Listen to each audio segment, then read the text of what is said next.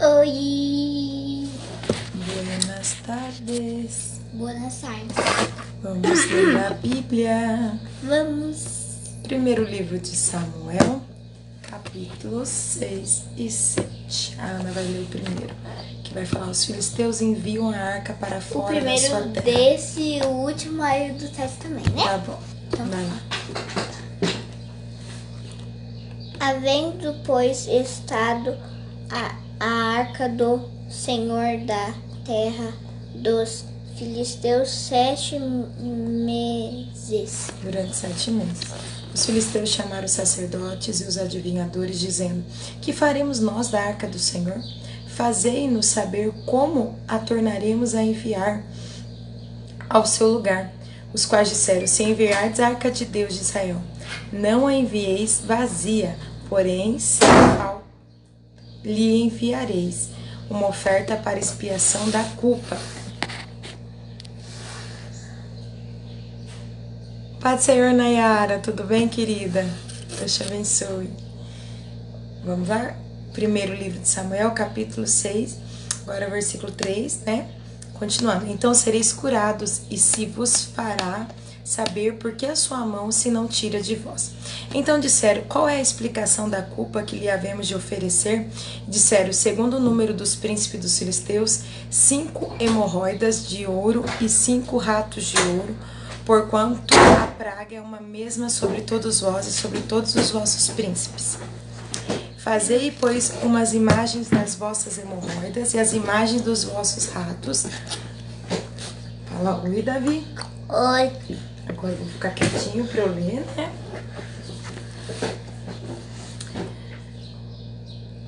Voltando lá no versículo 5. Fazei, pois, umas imagens das vossas hemorroidas e as imagens dos vossos ratos que andam destruindo a terra, e dai glória a Deus de Israel. Porventura aliviará a sua mão de cima de vós e de cima do vosso Deus e de cima da vossa terra. Porque, pois, endureceis o vosso coração como os egípcios e Faraó endureceram o seu coração? Porventura, depois de os haver tratado tão mal, não os deixaram ir e eles não se foram?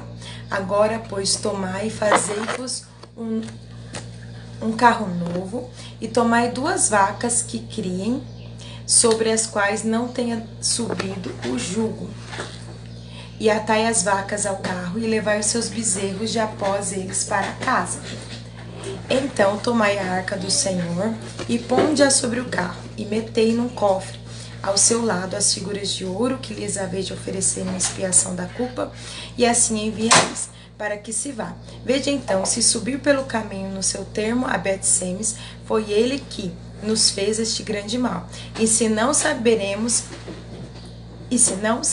que não nos tocou a sua mão, e que isso nos sucedeu por acaso. E assim fizeram aqueles homens, e tomaram 2 vacas que criavam, e as ataram no carro, e seus bezerros encerraram em casa, e puseram a arca do Senhor sobre o carro, como também o cofre, com os ratos de ouro e com as imagens das suas hemorroidas.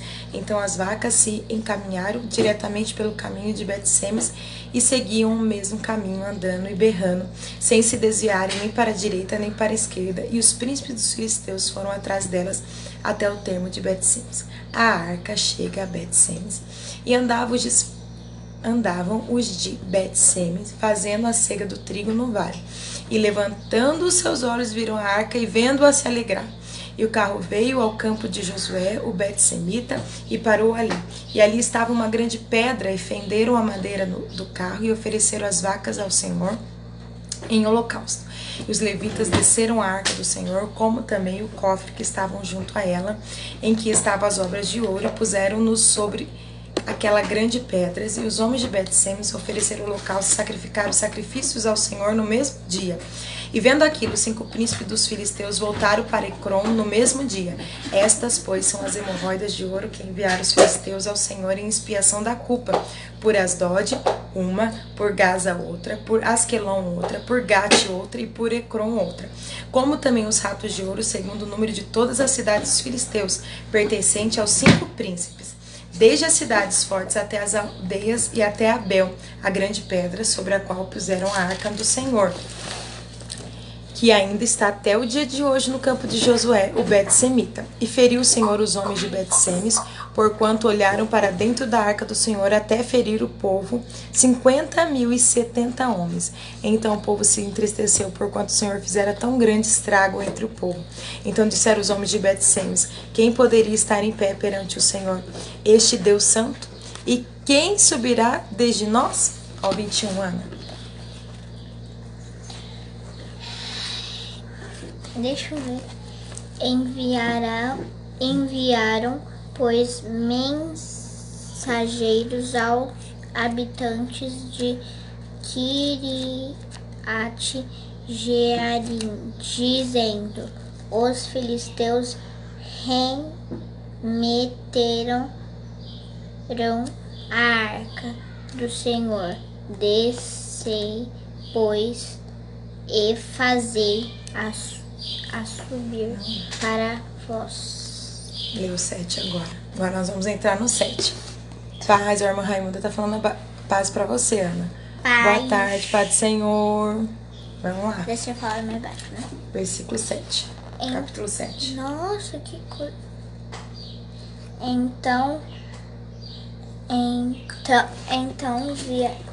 vieram os homens de Kiriat Jearim e levaram a arca do Senhor e trouxeram a casa de Abinadab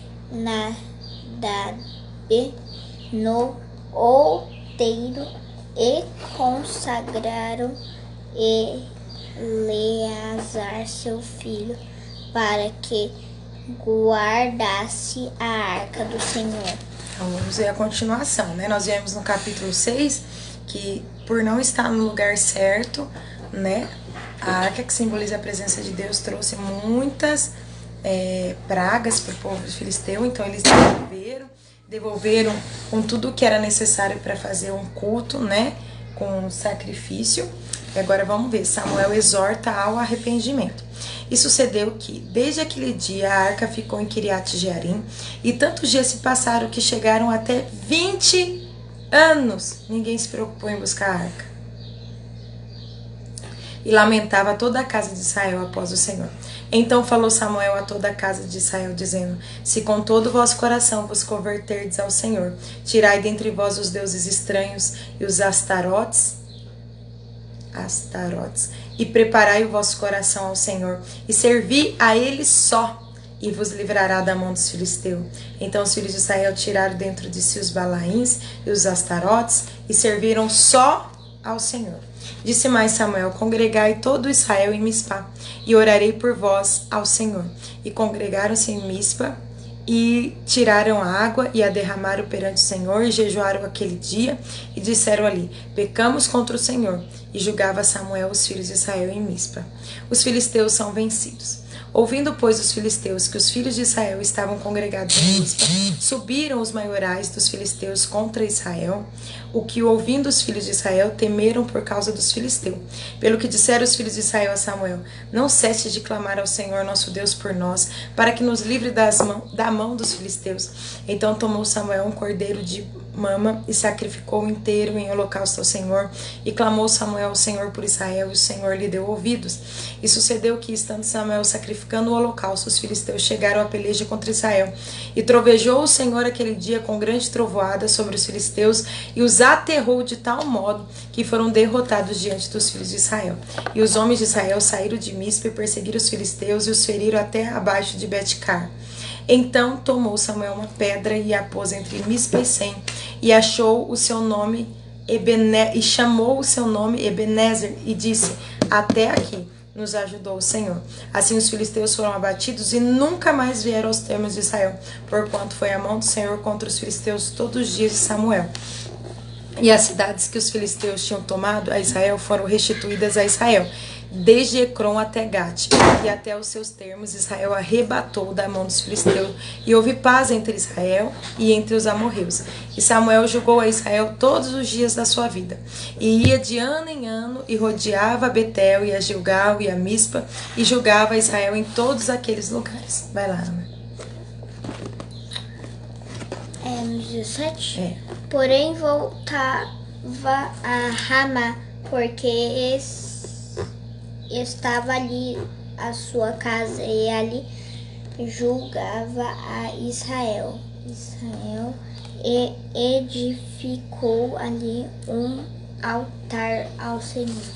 Muito bem. Então, enquanto Samuel estava ali, né, como juiz de Israel, resolvendo os problemas, o Senhor foi com Israel, livrou dos filisteus de uma forma milagrosa.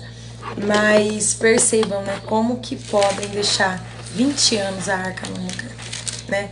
E aí que a gente vai parar e pensar, né? Como é fácil, eu vejo tantas pessoas se afastando da presença de Deus, tantas pessoas. Passa um mês, passa um ano e a gente, como pastores, manda mensagem, encontra em algum lugar, conversa, chama. Não, vou voltar sim, eu vou me posicionar. Gente, os anos passam, os meses passam e o prejuízo é somente de nós, né? O prejuízo é nosso de estar longe da presença do Senhor.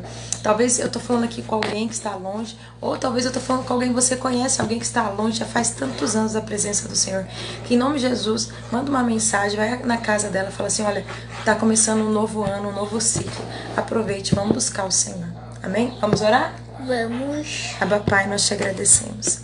A sua palavra nos desperta e nos alerta para aquilo que é realmente importante. É importante na nossa vida ter a sua presença. E nós queremos tratá-la com zelo, guardar, Senhor, para que nós possamos sempre colocar lenha nessa fogueira, para que o amor, a paixão pelo Senhor nunca se apague. Perdoe os nossos pecados e ajuda-nos, Senhor, a ajudar os nossos irmãos também que estão parados, que estão distantes da sua presença. Me usa e use cada um de nós. Em nome de Jesus nós te pedimos. Teu é o reino, o poder e a glória para sempre. Amém? Deus abençoe você, sua casa, que tudo te vá bem. E até amanhã.